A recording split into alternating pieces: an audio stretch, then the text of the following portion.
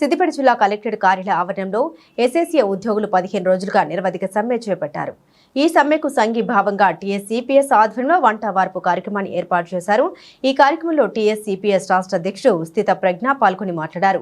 Sarva Shiksha Abhiyan contract ఉద్యోగుల్ని క్రమబద్ధీకరిస్తూ pay scale ఇవ్వాలని ఆయన డిమాండ్ చేశారు. గత సంవత్సరం 2023 డిసెంబర్ 18వ తేదీన నాటి పీసీసీ అధ్యక్షుడు ఇప్పటి ముఖ్యమంత్రి రేవంత్ రెడ్డి ఇచ్చిన మాటకు కట్టుబడి హామీలు నెరవేర్చాలంటున్న టీఎస్-సిపిఎస్ రాష్ట్ర అధ్యక్షుడు స్థిత ప్రజ్ఞతో మా ప్రతినిధి రాజాబాబు ఫేస్ టు ఫేస్. గత 15 రోజులుగా సర్వశిక్ష అభియాన్ లో పనిచేస్తున్నటువంటి కాంట్రాక్ట్ ఉద్యోగులు మమ్మల్ని రెగ్యులరైజ్ చేయాలని చెప్పేసి వాళ్ళు నిరసనకు దిగారు. ఈ నేపథ్యంలోనే వారికి స్థిత ప్రజ్ఞ సిపిఎస్ స్టేట్ ప్రెసిడెంట్ వారికి సంఘీభావం తెలిపేందుకు వచ్చారు. వారు మనతో ఉన్నారు. వారిని అడిగి తెలుసుకునే ప్రయత్నం చేద్దాం. సార్ చెప్పండి, వీరు ఎదుర్కొంటున్న సమస్యలు ఏంటి? ప్రభుత్వం నుంచి వీళ్ళకి ఎలాంటి రెస్పాన్స్ కావాలనుకుంటున్నారు? సమగ్ర శిక్ష అభియాన్ సిబ్బంది, బోధనేతర సిబ్బంది అందరూ కూడా ఎదుర్కొన్న ఫస్ట్ మేజర్ ఒకే ఒక సమస్య, వాళ్ళు కాంట్రాక్ట్ టెంపరరీ ఎంప్లాయీస్గా వాళ్ళని ఉంచడం. సుమారు 500 పైచిలకు సంస్థల్లో 20,000 మంది బోధనేతర సిబ్బంది, 1,25,000 మంది విద్యార్థులకు విద్యాదానం చేస్తూ అందులో 316 పైచిలకు జూనియర్ కాలేజీలుగా అప్గ్రేడ్ కాబడి వాళ్లతో పాటు ఎన్నో విధాలుగా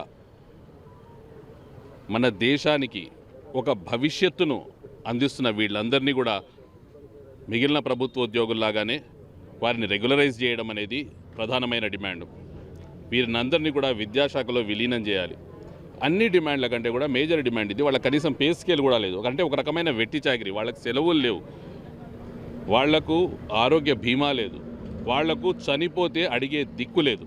ఇలాంటి పరిస్థితుల్లో వాళ్ళు పనిచేసే ఉద్దేశంతో ఎంతో కష్టపడి పనిచేస్తున్నా కూడా దాన్ని గుర్తించకపోవడం అనేది శోచనీయం.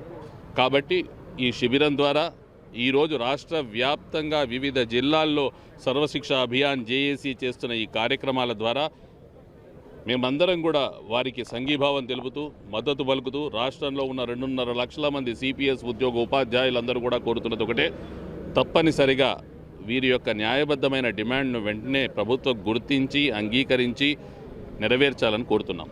సార్, ప్రధానంగా రెగ్యులరైజ్ చేస్తే వీళ్ళ సమస్యలన్నీ నెరవేరుతాయా?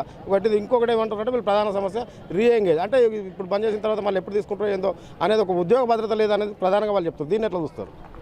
ఆటోమేటిక్గా వాళ్ళని రెగ్యులరైజ్ చేసి వాళ్ళని ప్రభుత్వ ఉద్యోగులకు ఎప్పుడైతే మనం మారుస్తామో అన్ని సమస్యలకు కూడా పరిష్కారం అక్కడే స్టార్ట్ అవుతుంది. వాళ్ళకి సర్వీస్ రూల్స్ మనం మొదలు ఏర్పరచమని కోరుతున్నాం. ఏంటంటే వాళ్ళకు ఒక proper service rules, proper head of account, proper pay scale, proper regularisation, ఇటు బోధన సిబ్బందికి ఇటు బోధనేతర సిబ్బందికి రెండింటిని కూడా విద్యాశాఖలో సంపూర్ణంగా వారిని విలీనం చేసిన ద్వారా అన్ని సమస్యలకు పరిష్కారం లభిస్తుందని అనుకుంటున్నాం. గత ప్రభుత్వం వీరికి ఏమైనా హామీ ఇచ్చిందా? ఇప్పుడు కొత్తగా ఏర్పడ్డ ప్రభుత్వం ఏమైనా హామీ ఇచ్చిందా? ఎట్లా చూస్తారు? గత ప్రభుత్వాలన్నీ కూడా నిర్లక్ష్యం చేయడం జరిగింది. ఈరోజు మన ప్రజాప్రభుత్వం అధికారంలోకి రాకముందు వీరి యొక్క డిమాండ్లన్నింటినీ కూడా నెరవేరుస్తామని తెలియజేయడం జరిగింది. సంవత్సర కాలం గడిచింది.